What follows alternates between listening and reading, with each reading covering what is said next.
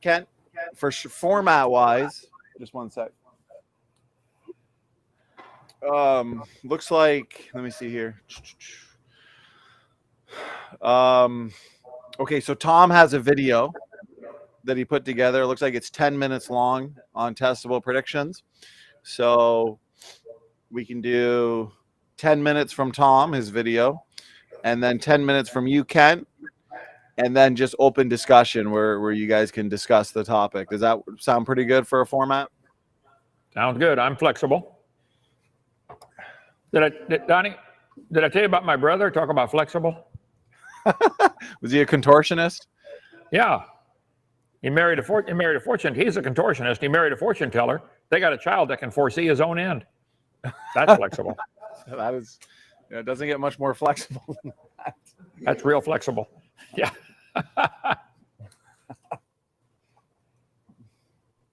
Other brother's a hunchback. We've been waiting for him to straighten up. So how's the day at Dow? Pretty sunny, hot day or what? A little bit warm. We gave a bunch of tours today. I love giving the tours of this place. Same stories every time. Hit the same mud puddles every time. Love it. Awesome. All right, then. Okay, everything looks good on my end. Tom, I'm not sure if everything good with you. Ready to go? Any questions? Sound is not working on my stream right now for some reason. And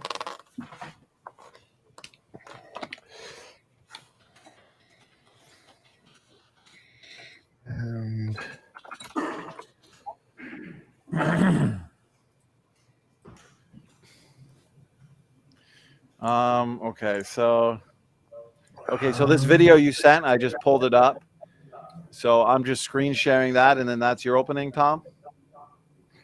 yeah. Yeah, I'll give like a 2-minute my words, but that one is the main. Okay, so they're saying somebody said they couldn't hear, but everyone else says they can hear fine. Yeah, I just played it right now. I can hear. No, I mean hear you guys, so they couldn't hear. Okay, because you're simulcasting. Okay. Yep. All right then. Everything's good on my end. I'm ready to go. Let me get the graphic up here. And all right, sit back, relax. You get a 2-minute break. I'll notify you when we're live, and we'll have some fun. Here we go. We're going on mute in 3, 2, 1.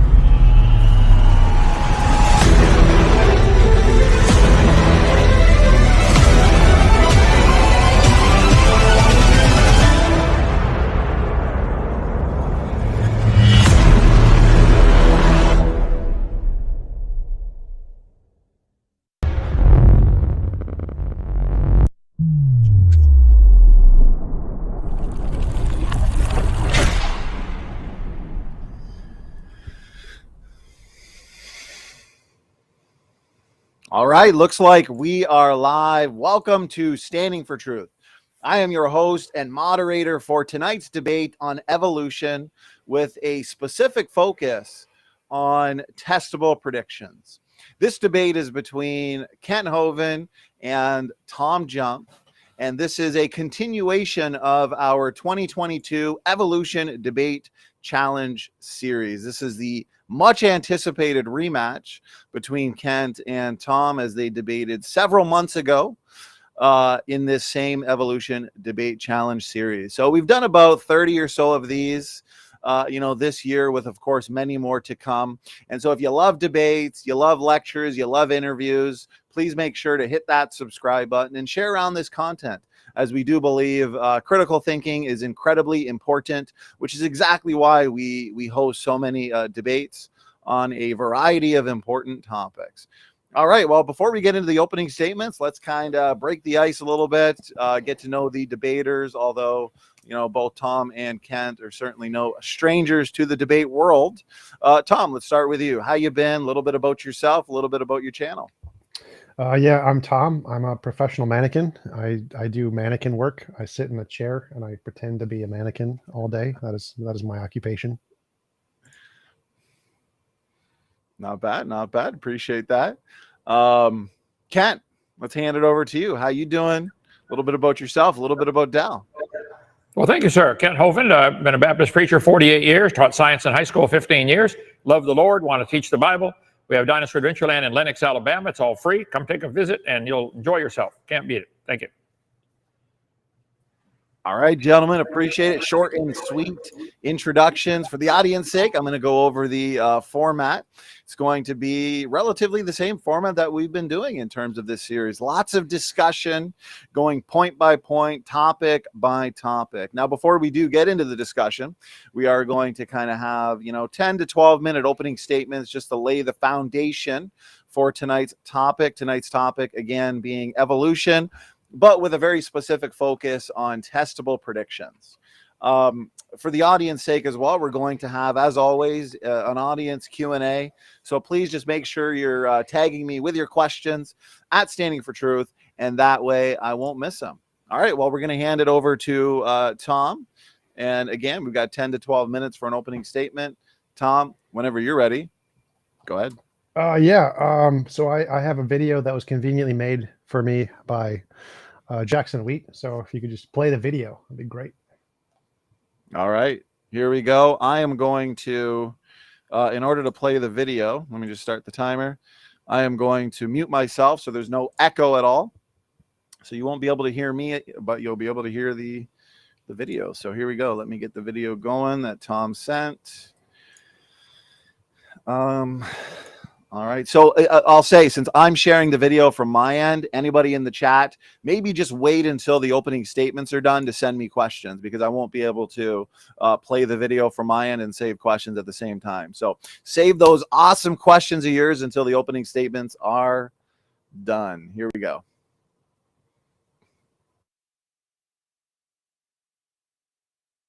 Hello everyone, we've talked a lot on this channel about how evolution is used to understand the past, but today we're going to talk about how evolution can be used to predict the future. So, let's jump right in.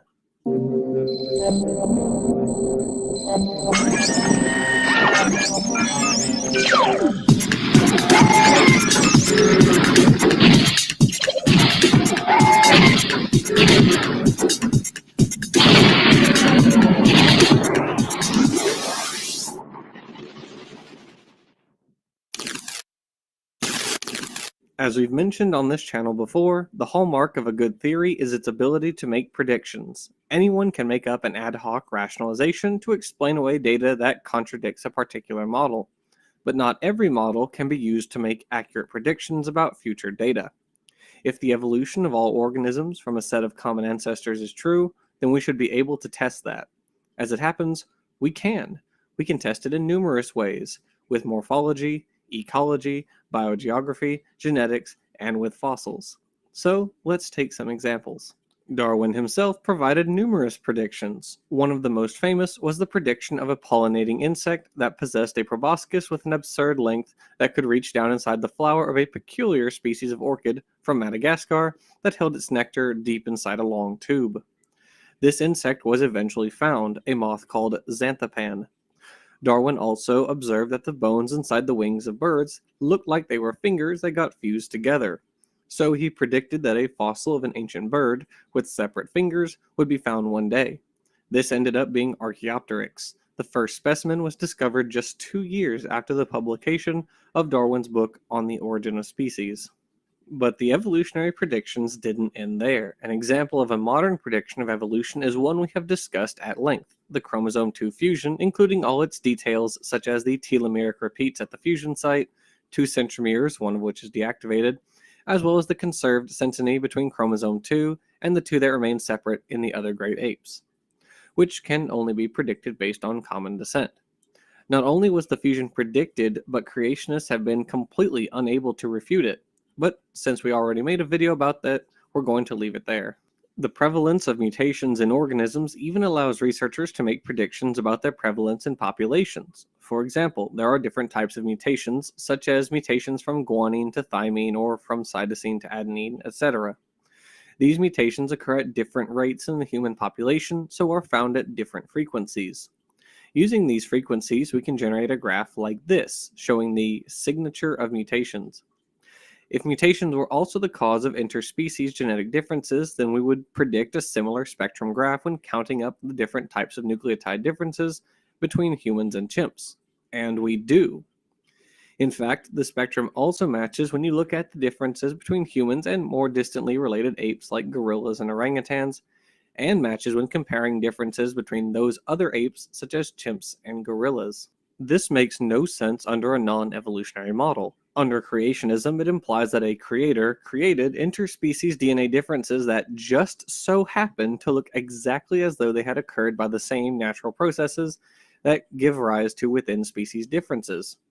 It also makes no sense under a non-evolutionary model why genetic sequences for homologous proteins converge the further you go back in time, which was, by the way, also predicted under evolution. When we reconstruct ancestral sequences from different groups of species, we find that those ancestral sequences are more similar to one another than the descendant species, implying a branching pattern of divergence that fits the evolutionary model of common descent perfectly. Researchers also sometimes make predictions about specific genetic homologies in organisms. Michael Coates wrote the 2003 The Evolution of Paired Fins, when he specifically notes the homologies between scapulocoracoid or pectoral fin cartilage and certain branchial or gill arch cartilage. His abstract ends with this, quote, "No transformation of arch to girdle is necessarily implied, but some signal of developmental relatedness is predicted," close quote. And, sure enough, the 2009 paper, Shared Developmental Mechanisms Pattern the Vertebrate Gill Arch and Paired Fin Skeletons by Gillis, Dawn, and Shubin, found, quote, "The molecular patterning of chondrichthyan branchial rays, gill rays, and reveal profound developmental similarities between gill rays and vertebrate appendages," close quote. Another example of a very precise prediction concerns our yolk, or rather lack thereof. As all amniotes, our embryonic development is typified by the formation of several membranes, among them the amnion, hence the name.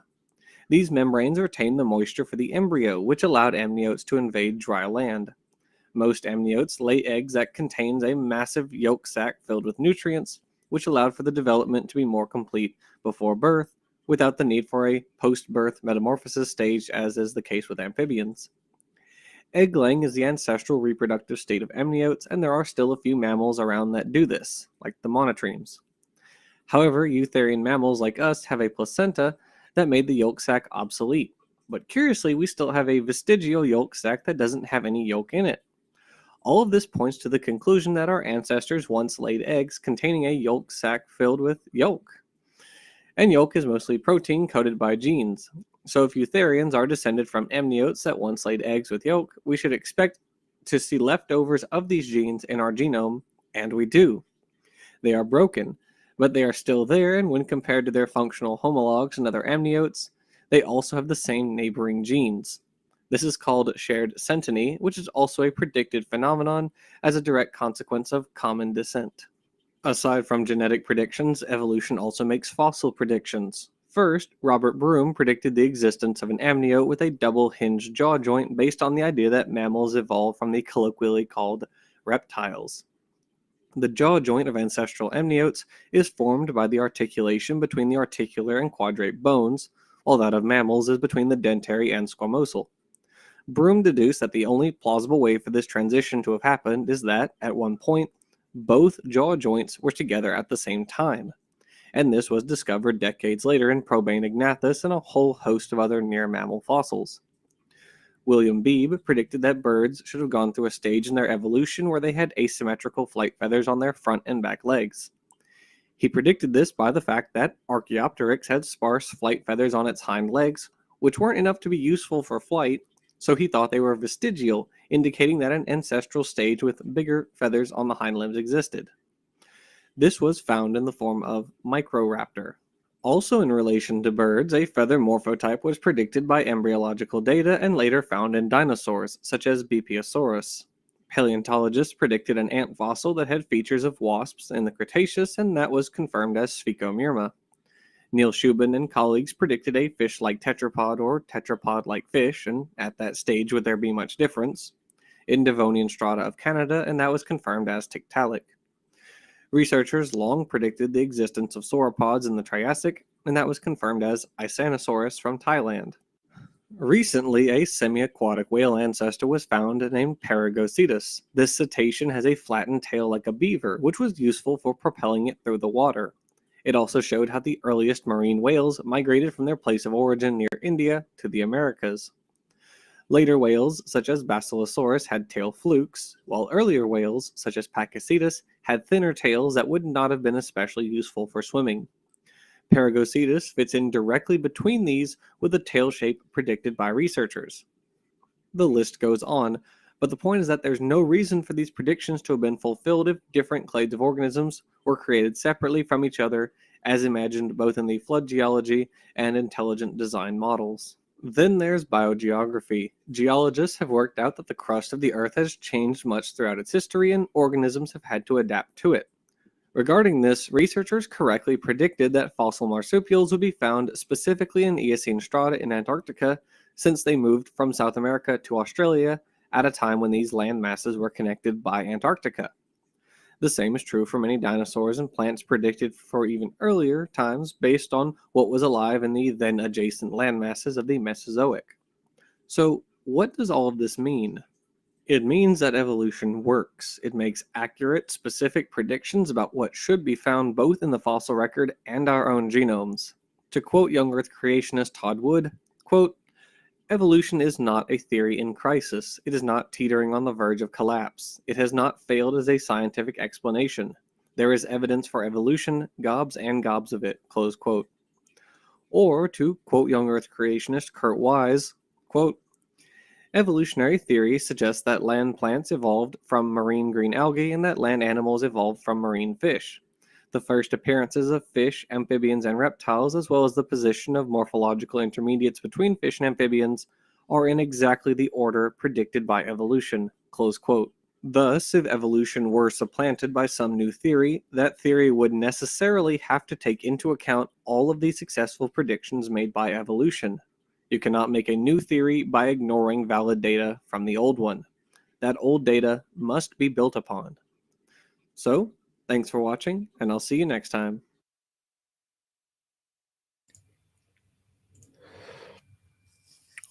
All right, perfect. So that covers a number of things that evolution predicted before we knew them, and then we discovered them later. And this is called a novel testable prediction. Novel as in new, not old, not the status quo, not things we already know, not things that are a pattern we've already known for a while.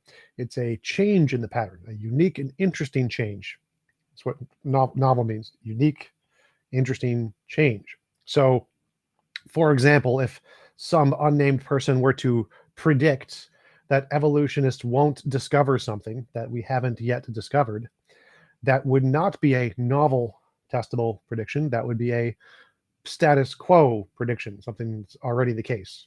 So if something's already the case, like the sun rises on a regular basis and you predict the sun will rise tomorrow, that is a status quo prediction, not a novel prediction. So just to be clear, when we're looking for novel predictions by creationism, not status quo predictions. All right, so I will yield the mic. That's got to be a debate first. Pizza and somebody else's video for an opening statement. Oh, so I did want to say shout out to Jackson Wheat. Everyone sub to Jackson Wheat's channel. He makes great content, and he specifically made this video for me. Just happened to be like 5 years before he started the debate, so just know that he psychically predicted this was going to happen, and so he made that video specifically for me for this debate. Also, a prediction made by Evolution. This was a future testable prediction. Jackson Wheat knew, 3 to 5 years down the road, he himself would not want to take the evolution debate challenge, but he knew that TJump would at least be brave enough. So this is good. 2-on-1. Kent, we've been looking for a 2-on-1. So, okay, here we go. All jokes aside. Thank you, Tom. That was just over 12 minutes, so we're going to give Kent equal time. Whenever you're ready, Kent, go ahead. All right. Well, thank you, sir. Yes, I didn't know I was debating him tonight. I thought I was debating Tom, but that's okay. I'll take him on. Tell him to call. He can be my debate number 300. I'll go through his little video and tear it apart frame by frame. Real easy to do. Everything he said is based on the assumption that we have billions of years.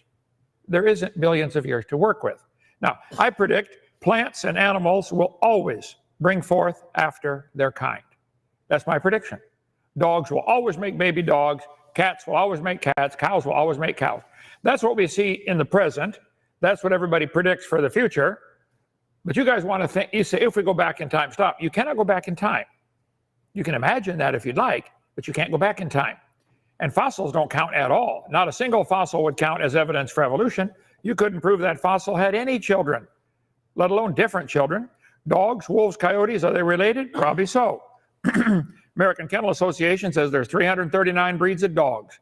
Well, God said they'd bring forth after their kind. And I'd say the breeds of dogs that we see, Chihuahua, Great Dane, everything in between, is still a dog. They brought forth after their kind or their sort. 20 times in the first 7 chapters, the Bible says that'll happen. That's all we see. You might get a weird, oddball looking dog, but it's going to be a dog. And I do this with 4-year-olds all the time. Here we have a dog, a wolf, a coyote, and a banana. Which one is not like the others? They always get it. It's the banana. They bring forth after their kind. But I'd be willing to predict, Tom believes bananas are related to dogs, if you go back in time, far enough. Okay? I believe Tom would predict, I'll predict that Tom believes he is related to a banana. Professor Dave's related to a strawberry. The guy I did the other night's related to a ladybug. I predict Tom's related to a banana in his own mind, okay? The Bible says they will bring forth after their kind. Charlie wrote a book about the origin of species. Anyway, so let me get up here. We got a bunch of stuff on dogs. So far, we've seen dogs, wolves, and coyotes are able to interbreed. So they're probably the same family and probably the same kind. I'm not sure if the biblical kind matches the family or the genus or the species. Actually, I don't think the animals care how we classify them. They know. If you want to know which ones are the same kind, ask the males. Turn all the animals loose in the woods. The male coyotes will seek out the female coyotes. They won't look for the pine trees. They won't look for the porcupines. They look for the female coyote. If you can't figure it out, ask the males of any species. They will tell you. The aardvarks will tell you. They're not interested in the giraffe. They want Mrs. Aardvark, okay? Happens every time. 19 subspecies of coyote. Whoa, they might have had a common ancestor. Coyote, right. 339 breeds of dog. Let's see. The wolf, coyote, jackal have 78 chromosomes. Oh, interesting. Many of them can interbreed. If they can no longer, I don't know which exactly the same kinds were in the original creation, but I know it's pretty obvious to a 4-year-old if they're the same kind now. Let me get up to some other stuff here. Porcupines, sunflowers have the same number of chromosomes. Does that prove a porcupine's related to a sunflower? No. It just happens. There's 34 chromosomes. So what? I bet we could find books that are written in the library here that all use the same 26 letters of the alphabet. What does that prove? They wrote each other? No. That's the language with which you write English. Okay. Dogs. Let's see. I did all this right. Now they can bring forth. Okay. Dog, wolf, coyote can bring forth. A coyote and a banana cannot. The dog and the banana cannot. And the wolf and the banana cannot. Now, they have rodeos in Texas where they take cows jump. They ride cows and get them to jump over fences. I predict cows can jump. I accept the fact that cows can jump. I accept that. Therefore, if you take your cow to the gym, make him work out every day, take vitamins, someday the cow will be able to jump over the moon. Is that a good prediction? No. There's a limit how high cows can jump. Have they reached the limit yet? I don't know. Probably getting close. Maybe next year somebody will break the limit, break the record by a quarter inch, and he'll get a medal or something. Okay. But they're not going to jump over the moon. Tom, you don't understand. Deliberately, you don't understand. Variations happen, but they're limited. There are 250 breeds of cows now, and they might have had a common ancestor called a cow. That's as far as it goes. They'll never jump over the moon. Let's see, 250 breeds of cows might have had a common ancestor. 6 types of corn might have had a common ancestor. 200 varieties of wheat, whoa, they might have had a common ancestor called wheat. I accept the fact that variations happen within the kind. I predict wheat will always bring forth wheat. 4,000 varieties of potatoes, whoa. I accept the fact they had a common ancestor called a potato. I predict if you plant potatoes, you will grow potatoes. I make a prediction. It'll always happen. Anywhere on the planet you do it. That potato, you stick it in the ground, it'll never grow into a bobcat or a mountain lion or an elephant. Never. It'll always be a potato. Okay? There's lions, tigers, they can crossbreed. They normally don't. Buffalo and beefalo and bison can crossbreed. Okay. The sheep and the goat can make a geep. Maybe they're the same kind. But that doesn't prove they're related to an elephant or a banana. See, in your guys' mind, you see these variations, jaguar and a lion, made a jag lion. Okay, you're still a cat. The Bible says they'll bring forth after their kind. We've got 35 breeds of chickens right here on our farm. There's a total of 500 varieties of chickens. This textbook says jungle fowl are the original bird from which all varieties and strains of domesticated chickens are derived. I'd be willing to predict if you crossbreed chickens, you'll always get a chicken of some kind. Always, without exception. Never will you get anything but a chicken. But you guys want me to believe a chicken and an earthworm are related. That's not science. They bring forth after their kind. 225 species of owls. Wow. They might have had a common ancestor, an owl. 8 species of bears might have had a common ancestor called a bear. But you guys don't get it. You think because we see these variations, therefore everything is related. I don't know how to explain it to you. Let's see, they tried to raise the sugar content of the sugar beet during World War II to get more sugar for the troops. With selective breeding, they were able to raise the sugar beet from 6% to 17%, but they hit a brick wall. They couldn't go any further. Wow, what happened here? They reached a limit. The Bible says they'll bring forth after their kind. I predict moose, elk, caribou might have had a common ancestor. I don't know if they did or not. It'd be a good field of research, but they're the same kind of animal. If you see varieties in walnuts, got a friend of mine, a doctor in nearby town, who crossbreeds pecans and hickories. He gets hickon nuts. They sell them, hickons. I predict they'll always bring forth a tree that will produce a nut. Always. I predict that, okay? Now, what kind of nut? It's not going to bring forth a fruit. It's not going to bring forth an apple or a banana. It's going to be a nut of some kind. There are 50 varieties of watermelons now they've been able to raise.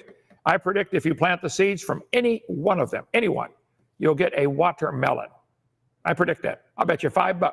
You get a watermelon every time. Every time.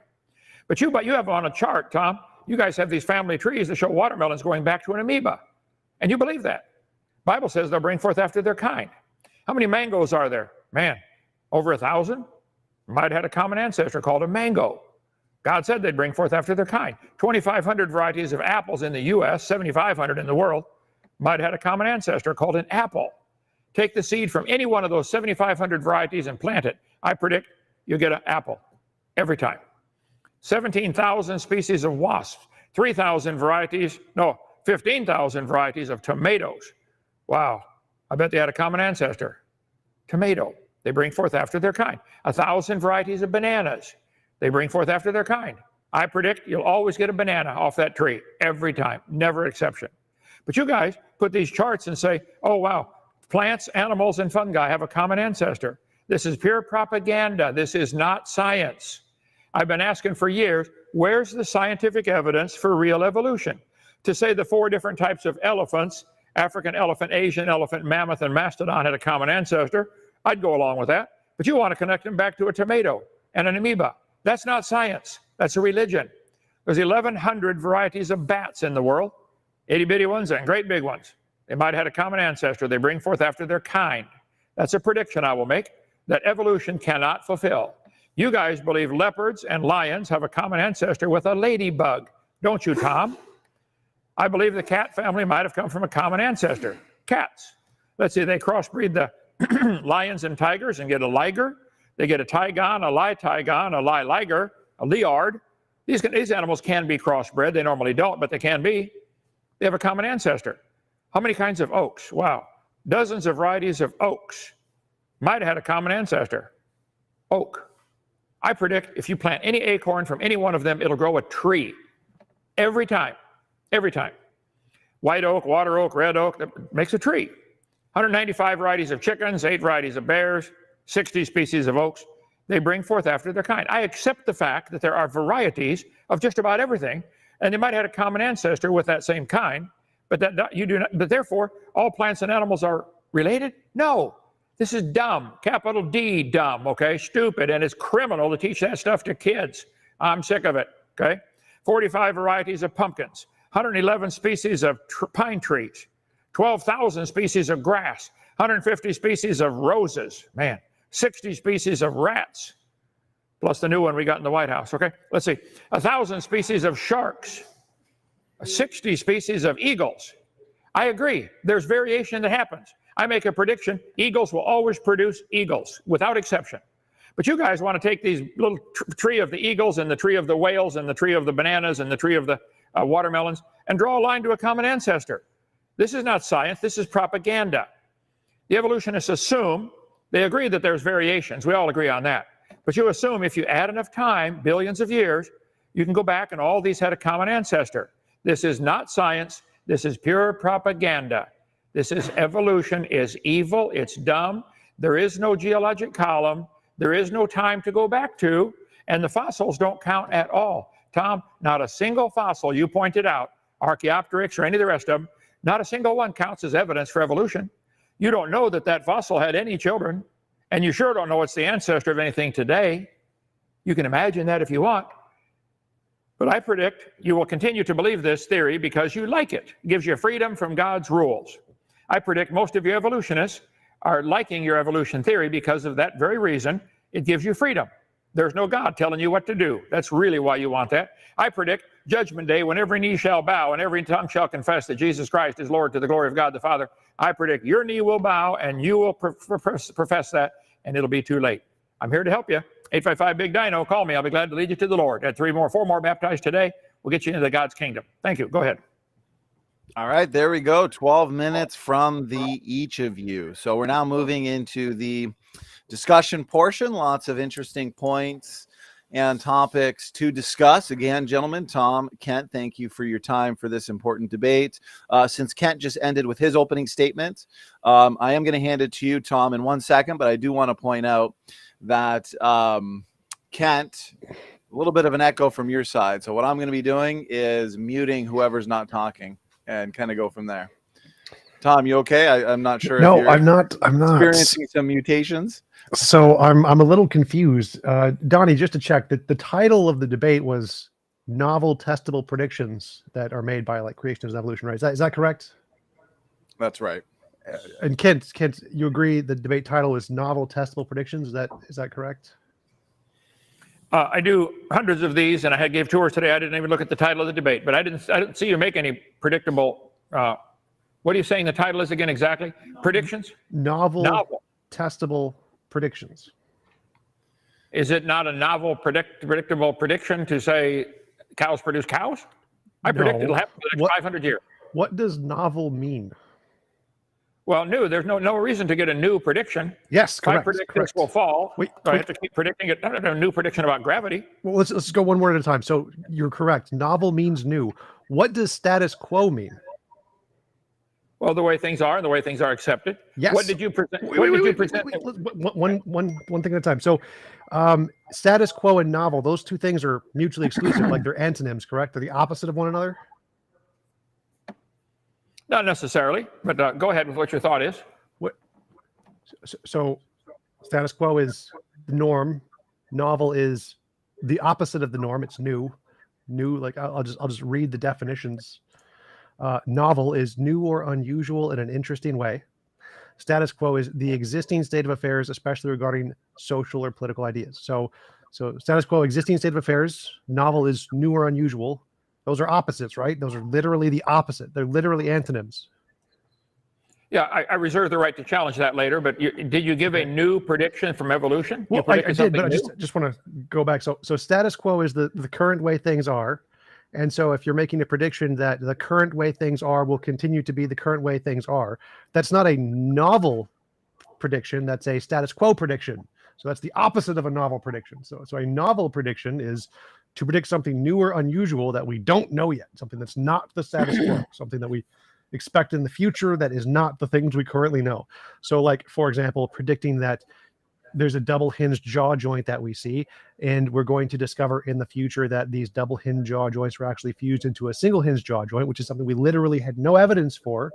It's a prediction, so we're expecting to find this later, but we have no past evidence. We've never seen this before, and then we discover it in a fossil. That would be a novel testable prediction, which was confirmed. So it was a new thing that we had never seen before that we predicted. So a novel prediction, and we tested it by looking for it. So a novel testable prediction, and it was confirmed. That's a good example of a novel testable prediction. Your example that cows will produce cows, that's the status quo. We already know that. It's something from the past. That's the status quo prediction. It's not a novel prediction. So the title of the debate was, what are the novel predictions that creationism can provide? So I'd like any examples of those if you have them. Well, for the third time, Tom, I'm not going to necessarily accept your definitions of these words. I wasn't prepared for that at all, but I'll look at it, and I'll come back later with an answer to that. But you did not give a novel prediction about evolution because you're counting on fossils. You said if we find a single hinged jaw that turns into you predict there's going to be a double hinged jaw. So you find a fossil with a double hinged jaw. That doesn't prove it's part of your prediction. If I predict we dig down in the ground, we're going to hit water. Yeah, okay, we might do that. So no, I disagree, but I'd like you to show me what's the best one you gave or your friend gave in the video that you would like to talk about. What was predicted that has been found that is novel that you think supports the evolution theory? All of them were fossils. None of those count. You don't know they had any children. You don't know the fossils related to anybody alive today. What does novel mean? You're stuck on this, aren't you? Well, I'm very confused by the words you just said. I agree. You're very confused. Okay. Oh yes, very. Everyone is very confused. Now what? So you said that the double hinged jaw joint is not a novel testable prediction. That's what you said. And now I'm very confused by this because novel means new, testable means we can test it. Prediction means something that we'll discover in the future. So a novel testable prediction is a new thing that we don't know that is going to be tested and found to be correct in the future. And so someone predicted, based off of looking at a fossil, that we would find a different kind of a fossil that we hadn't discovered yet. So we're going to find a new kind of fossil where the double hinged jaw joints were fused together. Then we looked, so we tested, so we made, there's a new prediction, and we looked and we found it. So it fits the novel word, it fits the prediction word, and it fits the testable word. So I'm not following your logic here, how that's not a novel testable prediction when it fits the novel, it fits the testable, and it fits the prediction words. I don't, which words am I missing here? It's all still in the past.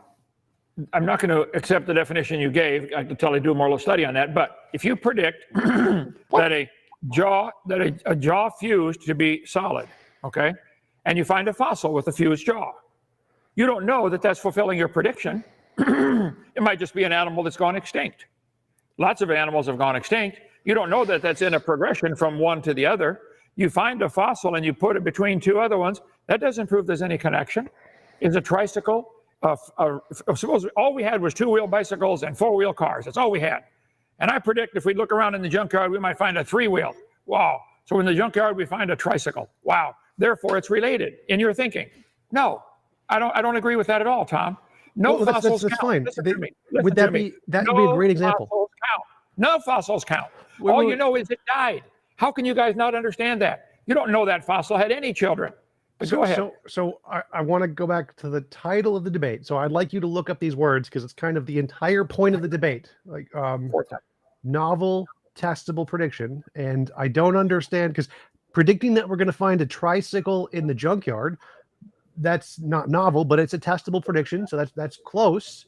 But I need to like the whole point of the debate is what novel testable predictions does creationism provide? That's what I'm here for. That's what we're here to discuss.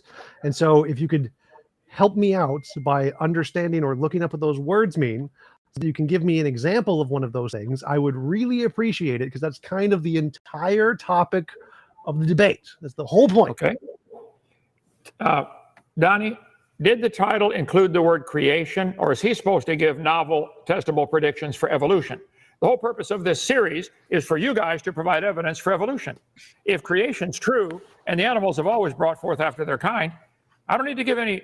I can predict we'll find fossils in the ground because of the flood. There's nothing new to find. God said they bring forth after their kind. He said that, 6,000 years ago. It's been happening ever since. You're supposed to provide novel prediction and evidence for evolution. I don't have to prove creation. I'm not demanding you all pay for my theory to be taught in the schools. You're demanding that we all pay for your theory to be taught in the schools and brainwash these poor kids. So, Donnie, read the title to the debate to me.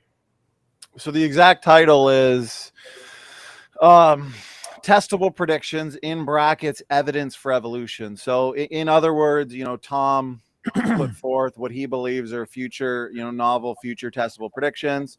And since making testable predictions is the gold standard of science, Tom is saying the fact that evolution makes these predictions makes it a more superior model than the creation model. If that makes sense, Tom, or you can. Because I specifically agreed to novel. You said you sent me that in the message. Novel testable predictions, right? That was the criteria we're going off of. Okay, keep reading, Donnie. Novel. Now, Donnie, read it one more time. Tom didn't get it. Novel, predictable predictions about what? Novel testable predictions, either evidence of evolution or creation. No. Donnie, read the title. Well, the exact title, the debate's been set on the channel for over a month now. It's Testable Predictions, in brackets, Evidence for Evolution. Okay. So, burden of proof's on you, Tom, not on me. Nope, I agree to novel testable predictions from creationism. Creationism or evolution, that's fine. Which one's better? But I'm only debating does creationism provide novel testable predictions? That's the debate I agreed to. And anything else I don't care about. Tom, that title's been posted for a month. You did not give any novel predictions for evolution, and the burden of proof's on you. So where is the evidence for evolution? So Donnie, if you just mistyped the title and gave me the wrong one, you sent me specifically novel testable predictions. That's what I came here to debate. Okay, wait. Let's schedule a debate later on that topic. But this whole series has been, where's the evidence for evolution? Where's the evidence? You think you are related to a tomato, don't you, Tom? So we need to go back to the debate. I'm only here to talk about does creationism provide novel test predictions. I provided them, so I'm happy to defend the evolution side, but he's got to actually understand the debate topic. Like I'm here, I need to hear from his side what novel predictions does creationism provide. That wasn't the title I understood. I don't have anything. There's nothing new to provide. You said you didn't even read the title, so don't talk, Hence. Donnie, okay. I need to actually focus on the topic. Donnie just read it to us. Donnie just read it to us. The burden of proof's on you. When he was talking to me, he said novel testable predictions. That's what I came here to debate. I don't care what. I didn't look at his YouTube channel. Okay, I'll talk now since you guys have been talking a while. So it's the Evolution Debate Challenge series. So obviously the affirmative is going to be the evolutionist. Now, the line of evidence that you're providing or defending, TJump, in terms of evidence for evolution is testable predictions. So you're saying, the evidence for biological evolution is that it makes testable predictions. That's what the debate is. That doesn't necessitate, that we have to go the route of, testable predictions from the creationist side. But if you're saying that, the lines of evidence you're providing means that biological evolution is true because they make accurate testable predictions, then, where we go from here, if Kent can show that, no, these aren't testable predictions, and creation, the alternative model makes better testable predictions, we can go that route. Doesn't look like Kent wants to go that route. So it's up to you guys. The debate title is Testable Predictions, in brackets, Evidence for Evolution. So again, that's not the topic I agreed to debate. So you need to bring up the topic I agreed to debate. I need to hear the novel testable predictions provided by creationism. I don't care. I've already debated him on debunked Kent on every other topic. This is the one I came to debate because it's unique. This is the one I want to hear about from creationists because they can't answer it. That's why Kent is hiding and running, because he knows he can't answer it. So I want the answer to this question. Are there any novel testable predictions creationism provides? If he just says no, that's great. But until he says no, then this is what I want to hear about. This is what I came to talk about. I don't care about anything else. Well, there are lots of testable predictions from the creation model. The creation model says 6,000 years ago, God made everything in 6 days. Based on that, I predict there'll be limits to the age of the earth on all sorts of things, like the moon receding from the earth and the earth flowing in its spin and the oceans getting saltier. And I cover that on video number 1 in great detail. I predict there will be scientific evidence this earth cannot be billions of years old. I can make that prediction if that's what you want. The Bible says there was a flood that destroyed everything. I predict we'll find fossils all over the world. I bet they'll find whale fossils in the Sahara Desert. They do. Sure enough. I predict they'll find fossils in Greenland of desert animals. So I could predict all kinds of things based on the flood, but you guys are constantly trying to shift the burden of proof over to the creationists, so we take attention off of your stupid religion of evolution. Where's the evidence that any animal has ever produced a different kind of offspring? There isn't any, Tom. Nobody's ever seen any animal. We see dogs produce dogs, cows produce cows. That's all anybody's ever seen. You predict we'll find evidence that cows and bananas are related? Where's the evidence that cows and bananas are related? There isn't any. And I know you don't want the burden of proof on you, but you guys want this taught in school. So evidence is novel testable predictions. If you can make novel testable predictions, you have evidence. So again, you need to understand the title of the debate to know what evidence is. Do you understand what novel testable prediction means? Okay, for the 5th time. That is not, it's everything of this whole series Donnie has done has been evidence for evolution. And it's in the title. It's been posted for a month. Okay? Where's the novel testable predictions? I literally just answered that, Kent. Listen carefully. Novel testable predictions are evidence. I presented novel testable predictions, but if you don't understand what novel testable predictions mean, then you don't understand why it's evidence. So you need to understand what those words mean to understand why everything I presented is evidence, because they are novel testable predictions. Okay. So do you understand what novel testable predictions mean? Right. So if they I'm going to jump in, guys, because I've got somebody here saying, oh, Tom didn't make a mistake, Donnie did. Listen, I just pulled up our correspondence. You can either confirm or deny. And I said, I am thinking of a July debate. Okay, that way it's not too close to the others. And then I said, here's the topic: evidence for evolution - testable predictions. Isn't that what you agreed to? I just looked up our correspondence. I mean, well, no, because then I misunderstood it. If that's what you thought. Okay, well, you misunderstood it. But I just looked up the correspondence, and it says evidence for evolution. So you've seen me debate enough to know by testable predictions I mean novel testable predictions. No one gives a damn about testable predictions. That's nothing. What we want, novel testable predictions, is the only meaningful criterion in science. Like, you can test any prediction. I predict I'm going to pick my nose tomorrow. No one gives a shit. The only thing that counts as evidence in science is novel testable prediction. So if you don't understand that, that was your mistake in putting that sentence there, because testable predictions in science means novel. No one cares if I can prick my nose tomorrow. It's got to be novel. I agree with that. I agree. Right. I've written an entire book on. If you don't understand testable predictions, then you made a mistake here. Testable predictions in science means novel every time, no exceptions. Right. I agree with. I've written an entire book on novel testable predictions. When I say testable predictions, I think it just goes without question that a testable prediction has to be novel. I agree completely. That's the topic of the debate: novel testable predictions. Right. So Kent needs to address the topic: novel testable predictions. Oh, what? Not have to be with those other two words, Tom. It's okay to use the 2 words by itself.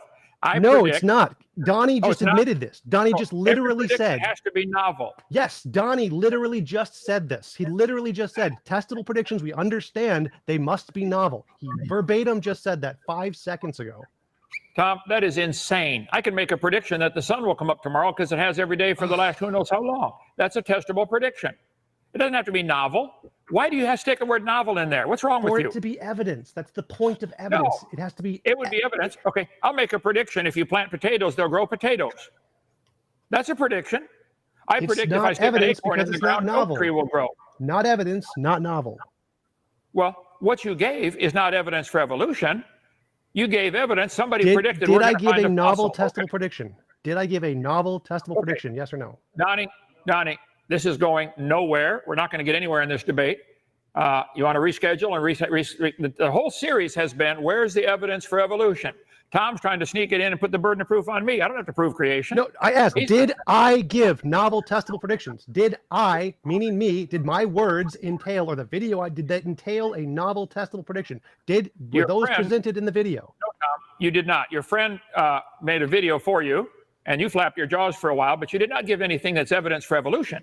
Did I give a novel testable prediction? You did not. Which one of those is evidence that a banana is related to a cow? Stop talking about evidence. Did I give a novel testable prediction? Did I give a novel testable prediction? Yes or no? No, sir. You did not. Okay, Donnie, let's reschedule. Donnie, this is going nowhere. He's stuck on this one, okay? He's not going to go off it. Where's the best evidence for evolution has been the whole series. I've done, 15 or 20 debates with you now on this topic. I would like Tom to give us evidence. He thinks making a novel prediction that they're going to dig in the ground and find an Archaeopteryx, and then they find one, and therefore they think, by the way, that's not a good example for evolution, but they find a bird in the ground that has unusual features, okay? Maybe that's a line that went extinct. That you don't know that's involved in any branch of science. That's not evidence for evolution.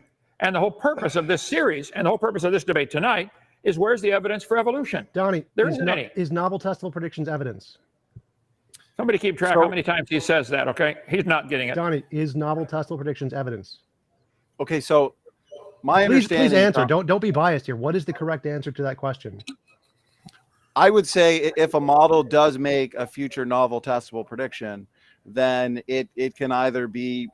If it's a prediction that comes true, right, then it could be used, I think, utilized as a line of evidence for evolution, and it would be up to Kent to address it. For example, Tom, you're saying that evolution makes novel testable predictions. Yes. So the question is, we need to look at each so-called prediction, and we need to see if that lines up with evolutionary theory. So, but I mean, if we're not... Well, the first thing he has to admit that they are novel testable predictions. That we're stuck on this part. Did I make a novel testable prediction?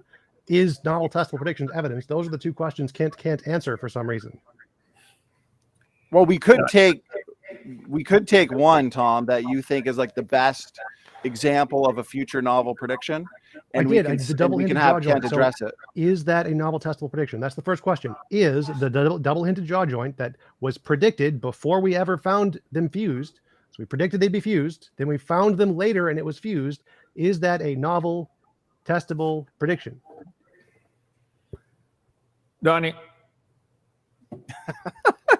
I mean, if I was debating, I'd probably just be pointing out the fact that creationists predicted, genome-wide functionality, evolutionists predicted. I know Tom's going to disagree with this, but I mean, there are a lot of future novel predictions that creationists have made for sure. Cold slabs, magnetic field decay.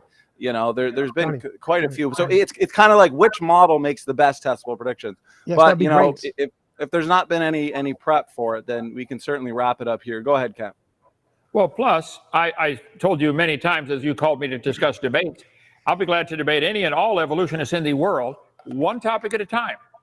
He just threw out 10 different things he wants me to refute with the so-called evidence for evolution. No. Which one is evidence for evolution? They predicted they would find Archaeopteryx, and they found Archaeopteryx. Now, I would point out in a court of law, suppose I wanted to plant some evidence to get somebody else. I predict if we look under that guy's mattress, we'll find a knife. But I planted the knife under the mattress.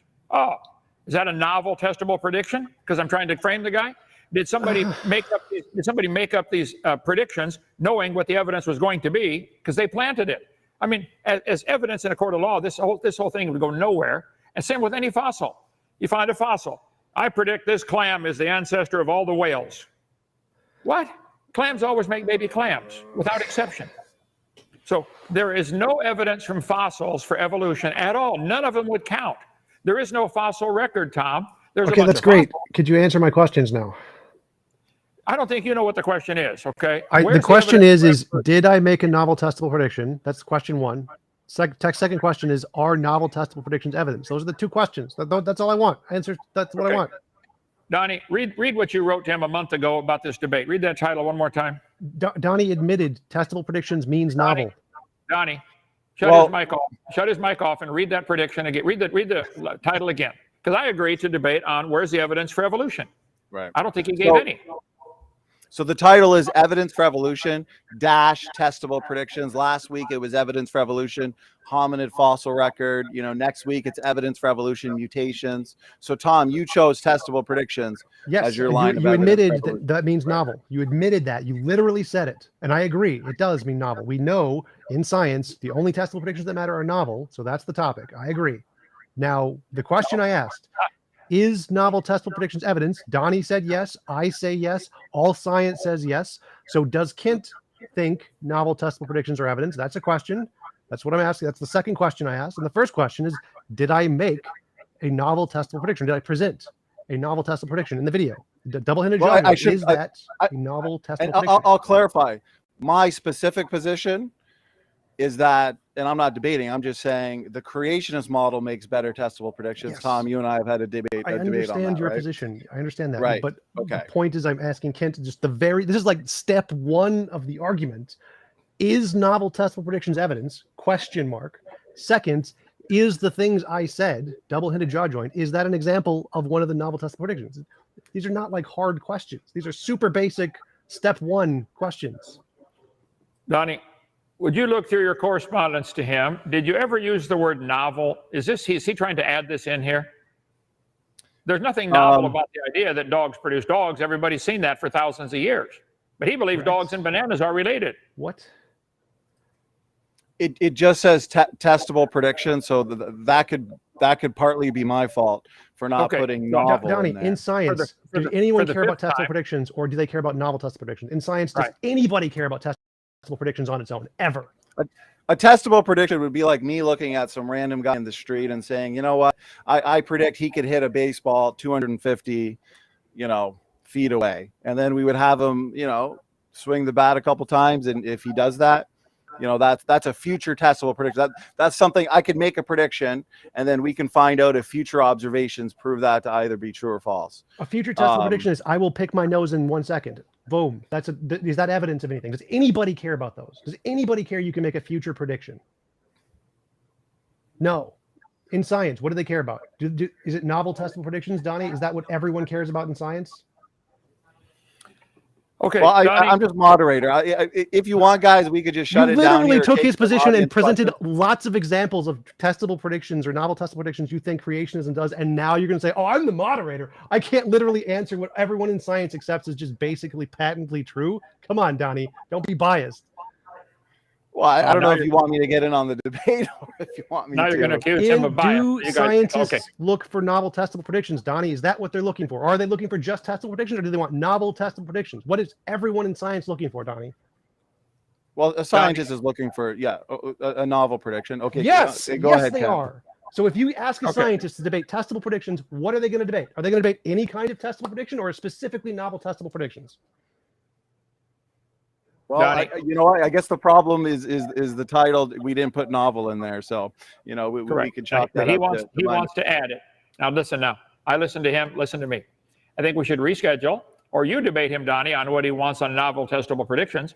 I could predict if you find coal, you will also find probably fossil leaves, and with the coal, and evidence of maybe petrified tree stumps in the coal. That'd be a novel testable prediction, because sure enough, when they find coal all over the world, that's what they find. But this is going nowhere. He's stuck on this one little point. Where's the evidence for evolution? My next debate with TJump, I want that to be the title. What's the best what's the one best evidence for evolution? He thinks the best evidence, if I'm understanding him now, is the fact that they were able to make novel testable predictions. Yes. Is that your evidence? Correct. Yes. That theory is true? Yes. Therefore, because they make predictions, therefore, owls are related to bears.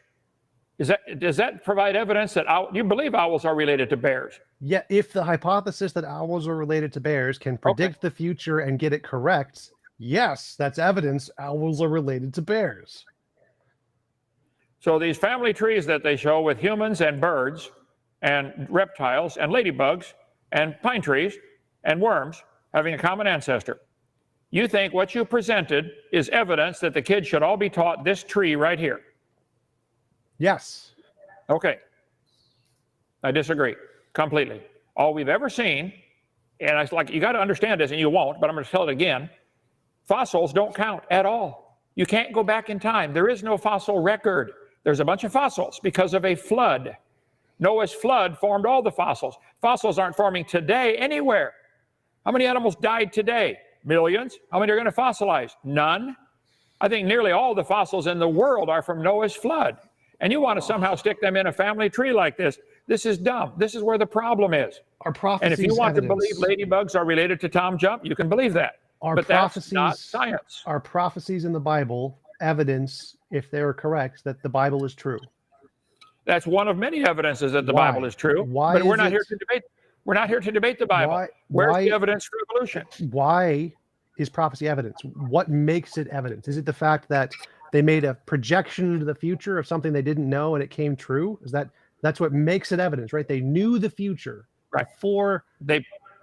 I predict every knee shall bow and every tongue shall confess. I predict TJump's going to get on his knees and say, Jesus, you're Lord. I predict that'll happen one day. That is phenomenal. And why that is phenomenal is that is a prediction about the future. It's testable and it's novel. It's a new thing we don't expect, right? No, you don't accept it, but it'll happen.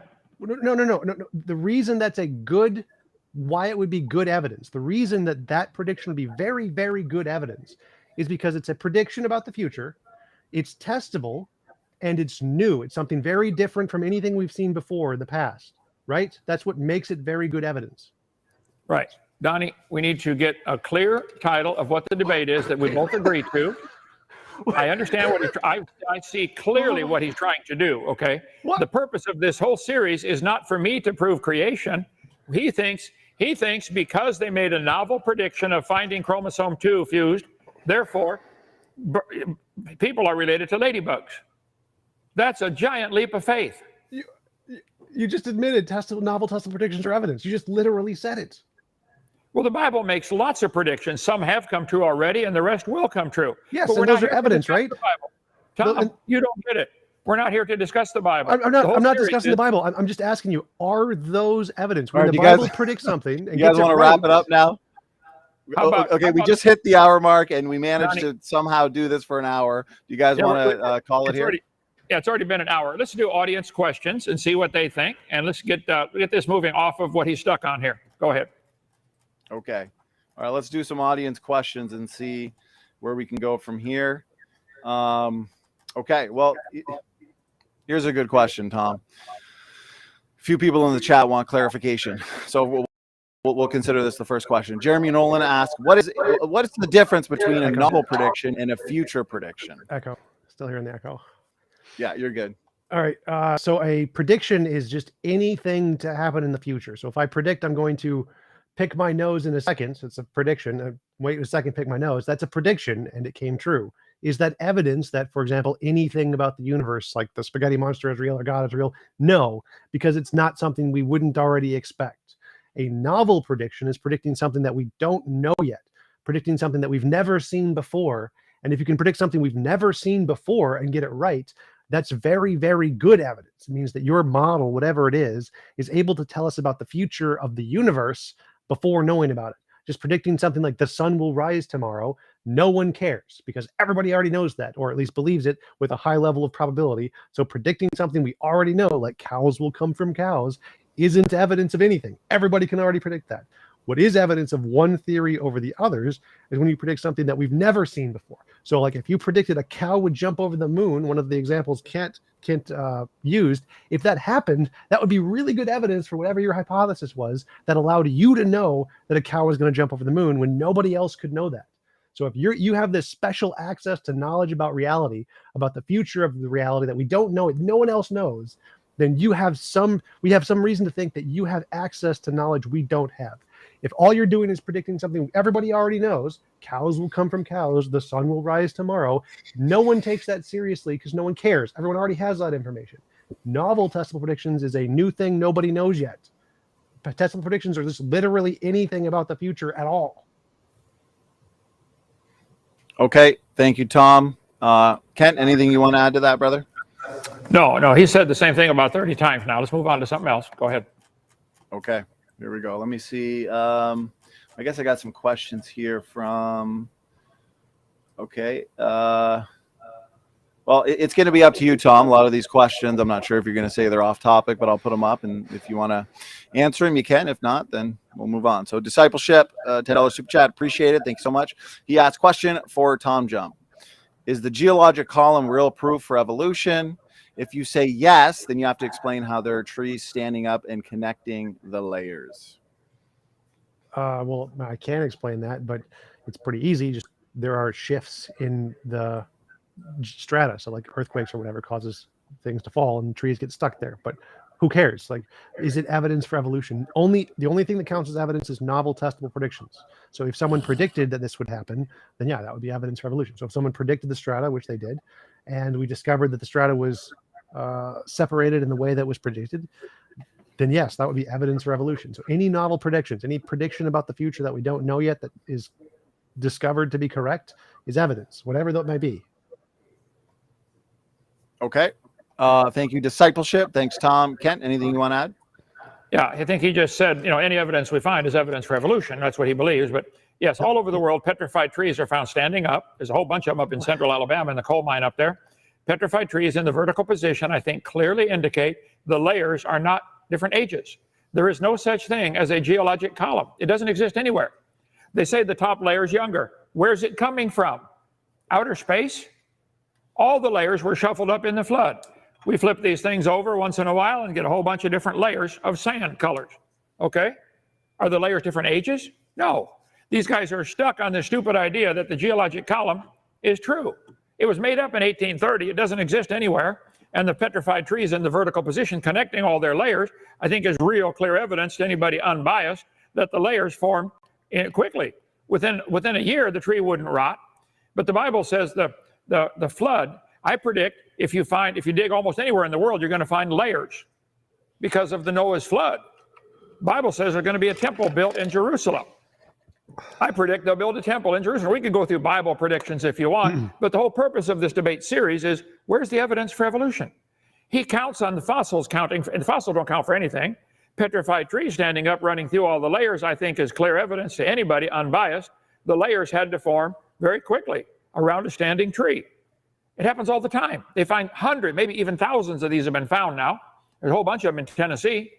So I think that's evidence the trees were buried rapidly. If he wants to make up a story about how it petrified and then everything washed away and a new layer formed and then it washed away and a new layer formed, washed away, this is dumb. But that's what they do, though. Evolutionists count on that idea to answer this simple question.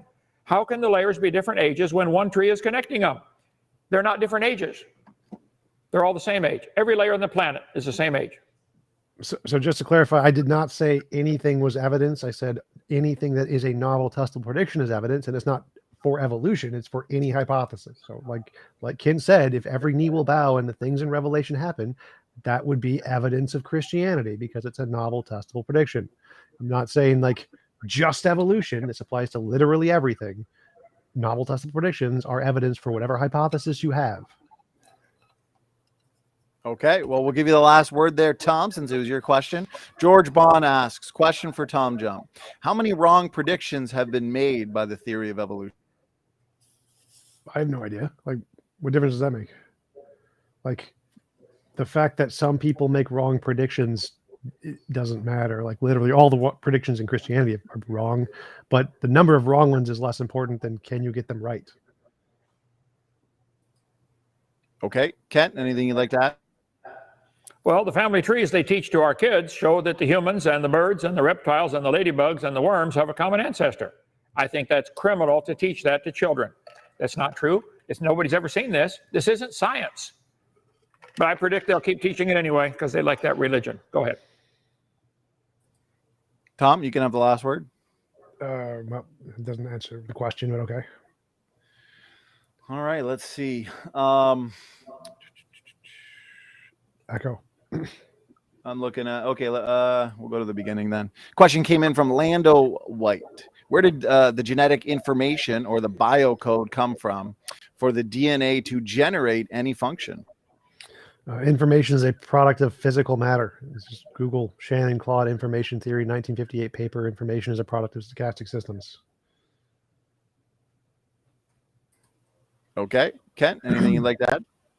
I think the genetic code to anything, any single creature, a lily, an amoeba, the E. coli bacteria, any genetic code found in any living thing is more complex than the space shuttle, more complex than all the NASA headquarters put together with all the computers they've got. I think it's impossible to be logical and believe that happened by chance. I think the genetic code came from God, who wrote the code. And there might be some similarities in the code of different animals, so that the brown cow can eat the green grass and give the white milk, and I'd eat it, drink it, and get the blonde hair. I think there has to be some similarities in the code so that otherwise we can only eat each other. So I predict that we'll find similarities in the code. The deeper they look, the more they're going to find how complex the code is, and how some similarities, like Microsoft Word, Microsoft PowerPoint, both go to the same spell check. Wow, that's because the same guys are writing the code. I think God wrote the code to every living creature. Go ahead. All right. Thank you, Kent. Tom, did you want a quick final word on that one, or should I move on? Nope, that's fine. All right. Wade Robbins, question for Kent. So he asks, after the flood, speciation must have been extremely rampant, but then suddenly came to a screeching halt. How do you explain this? Well, first, I think the question's invalid. It hasn't come to a screeching halt. New varieties are created all the time. There was no such thing as a Chihuahua 300 years ago. People were too smart to have a dog like that, okay? So I think that after the flood, animals diversified, and they would quickly, a family told me that had been in the dog kennel business for 100 years, 3 generations. They said, Mr. Hovind, you give us 50 generic mutts. You pick out any dogs you want. We will selectively breed them, and in 100 years, we'll create every breed on the planet today. In 100 years. I think nature selects, and also humans, artificial selection, but it's still the same kind. If you turned all the dogs in the world loose in Alaska, only those with thick fur would survive, like the husky or something. The dingoes wouldn't survive up there. But if you turn the same dogs loose in the desert, now the dingoes survive and the huskies don't. So nature certainly selects, but it doesn't create anything. It didn't give the dog an air conditioner to live in the desert. It selected those with thin fur and long legs to get away from the heat of the desert. So natural selection works great. It doesn't create anything. So after the flood, I think the animals diversified. The climate was crazy for a while, and still is. And certain animals would find more comfort in certain areas and be able to survive better in certain areas because nature would select them to survive. It didn't create anything. So I agree, speciation would happen, but it's been 4,400 years, plenty of time. But yet, I bet Wade believes that the ladybugs and the dinosaurs have a common ancestor. I don't think any amount of time is going to solve that problem. So you talk about rapid speciation. I'll give you trillions of years. Turn your amoeba to a whale and a ladybug and a dinosaur. I want to see that. And let's see it happen in the laboratory this time. Go ahead. All right. Thank you, Kent. Tom, anything you want to add? No. All right. No obligations for the debaters to add anything. This is typically how we run the Q&A. Everybody gets the chance to respond. So let's see. Next question here comes in from... Okay, so this person asks, question for Tom. Why are all of evolution's predictions of stuff we already found? Give us a prediction not yet discovered. Well, literally, the entire video was just those. They literally said, here was a prediction made in a date, and then here is it discovered in a later date. That's all of the ones in the video provided by Jackson Wade are literally that. It's kind of the point. What the pre in front of prediction means. Okay, next one comes in from Patty Smith. Appreciate the support. So she says, James, guessing she means TJump.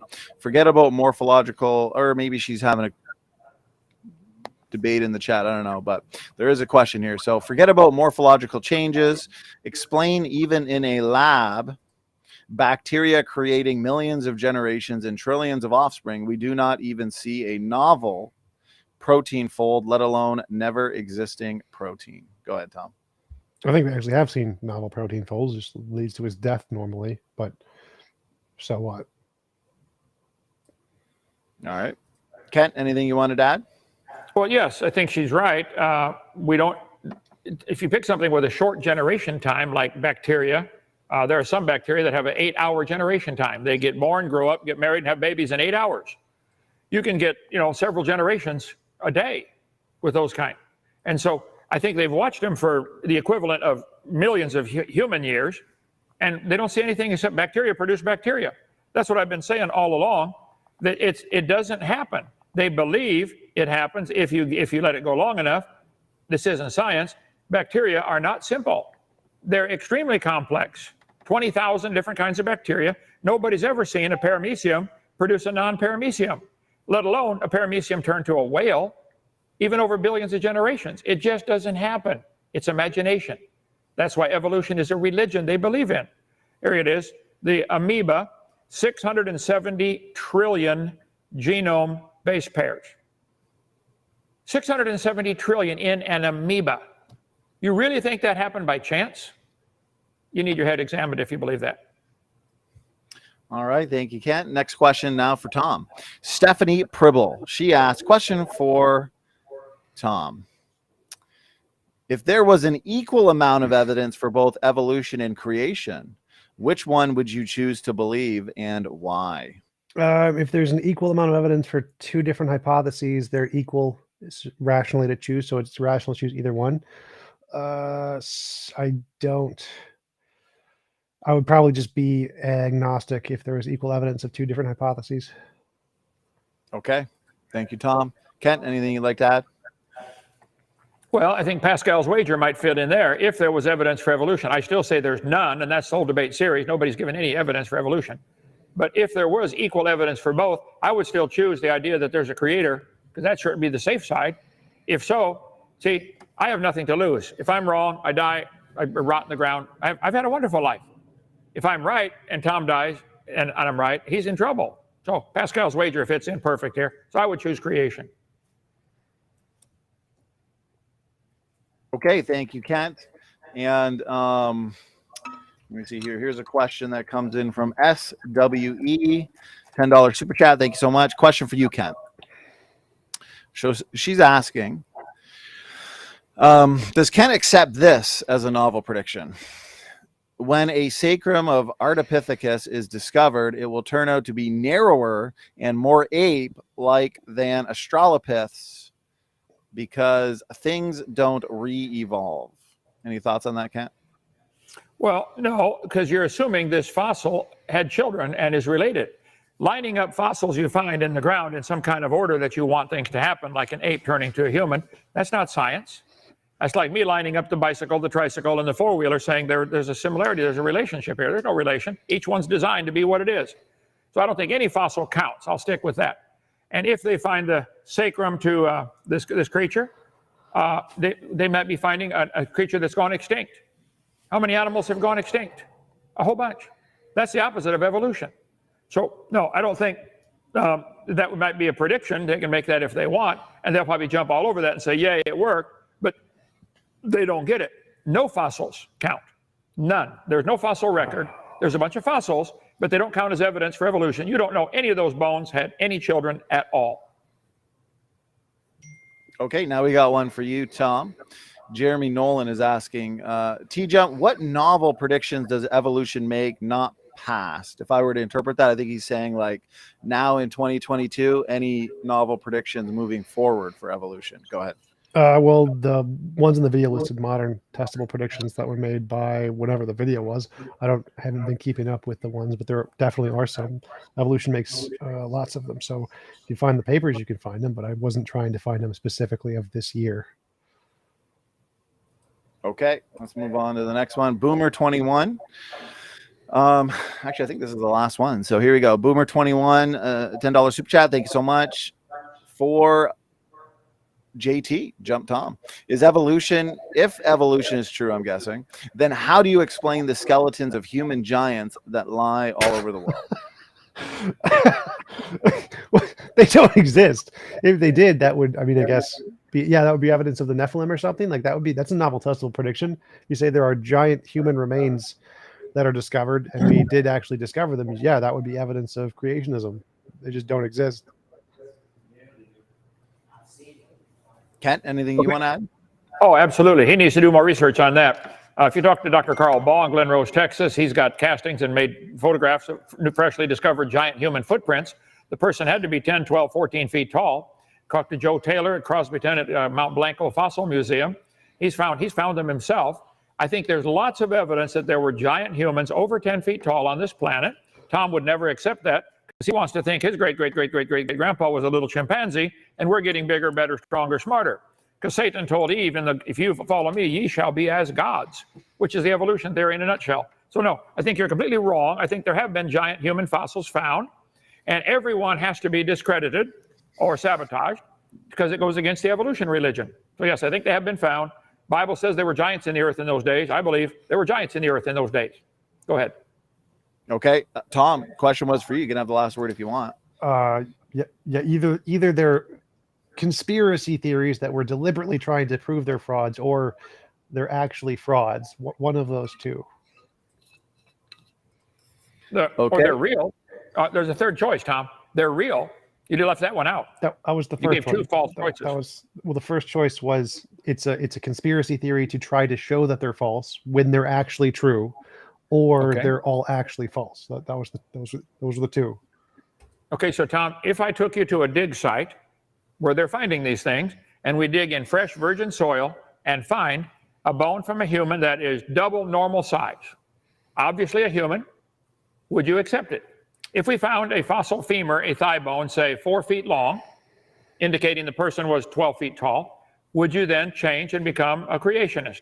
Well, that would definitely be evidence. So if we found a femur that was double the size of any human ever in recorded history, that would definitely be evidence. Sure, if you made a lot of different evidences that you could convince me over time, but I would then take that fossil and give it to experts and confirm it. And if they showed it was, yes, it was definitely human, then sure, that would definitely be evidence of creationism.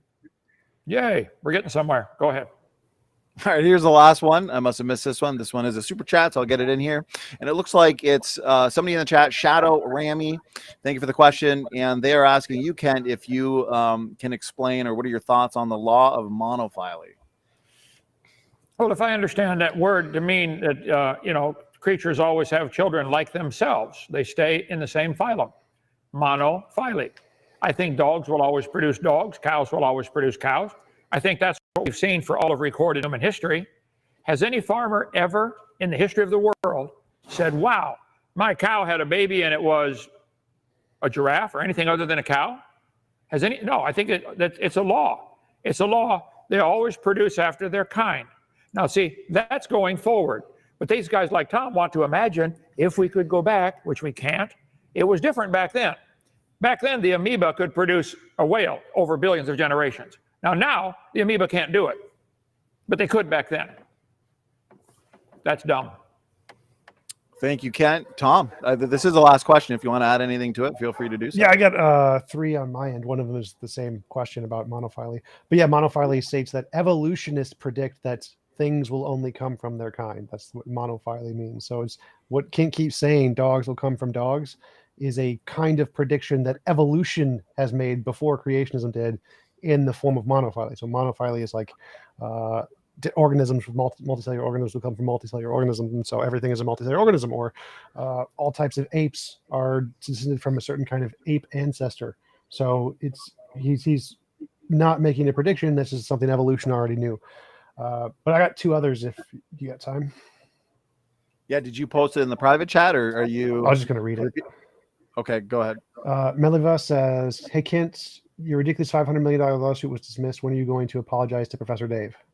Well, I didn't understand a single syllable of that. Are you talking to me? Yeah, he said. Well, Tom, let's not get those kinds of questions in here because, there were questions like that towards you, but I was respectable enough not to put them up. Oh, I'm fine with those on mine, just for future reference. Okay.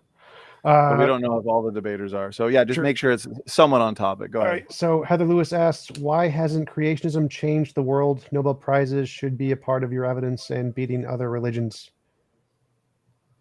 Donnie, I'm not seeing the question, and I can't understand a word he's saying. Can you put the question up? Is he reading the question? I'm not getting it. You can put it in the private chat if you want, or Tom, or even in the. I'm not sure if you have it saved. You can put it in the. I guess it's Ken, it looks like Tom's also streaming the debate from his channel. So you're saying you're getting your own couple questions. You just want to repeat it for me. It says, why hasn't creationism changed the world? Nobel Prizes should be a part of the evidence and beating other religions. Okay, so how come the creation model's not getting any Nobel Prizes and changing the world, I think is what it was. Oh, I don't want a Nobel Prize at all. I'm trying to change the world, though. I think we're doing pretty good. It's upsetting, isn't it, Tom? Well, somehow we made this debate last an hour and a half. So we're going to, I think, call it here. Ken and Tom, thank you for, doing it. Well, it looks like a super chat just flew in. So I got to sneak it in here. So let's see. Tom, up to you if you want to answer this. So $10 super chat. Thank you. Guys, we're going to make this one the last one, though. So please, no more last minute questions, although I do appreciate it. So, Tom, why do we have fossils at all if not from a global flood? Doesn't it take rapid burial and special conditions for fossilization? Go ahead. Well, global flood wouldn't do that, but some fossilization takes rapid burial, some doesn't. There's other ways to do that, like volcanoes would produce rapid burial, ash clouds, rapid burial, tar pits. All those happen without a global flood. All right. Thank you. Kent, if there's anything you want to add.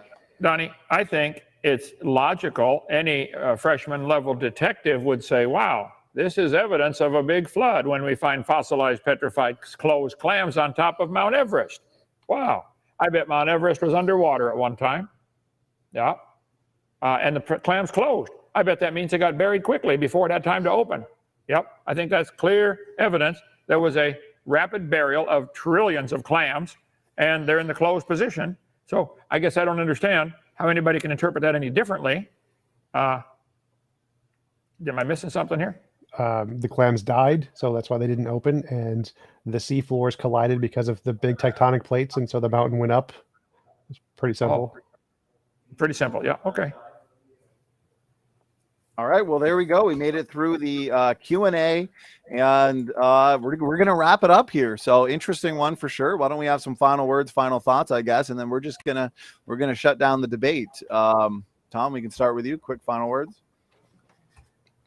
Yeah, I'm still waiting on novel testable. I want to know what if Kent can understand novel testable predictions. Are they evidence, and what creationism provides? I was really looking forward to those. It's really sad we didn't get any examples of those in the debate. Okay, go ahead, Kent. You get the last word, and we're calling it. Go ahead. I'm still waiting for Tom or anybody in the world to show me where's the evidence that ladybugs and whales are related. They put a chart for the kids to believe this. Where's the evidence for evolution? I say there's none. I say cows have always made cows, always will, always did. Dogs always made baby dogs, no exceptions. If Tom wishes to believe differently, that's fine, but that's why I wish the evolutionists would admit they have a religion. It's not part of science. Evolution is not, there's nothing scientific about it. It's a religious worldview, unrelated to science. Okay? All right. Well, Kent, Tom, that wraps up the debate on evidence for evolution, testable predictions. To the audience, thank you so much for your questions, your super chats, your super stickers, and we will see you tomorrow night for a debate on the Bible translation issue. Okay, Standing for Truth is out. Blessings all.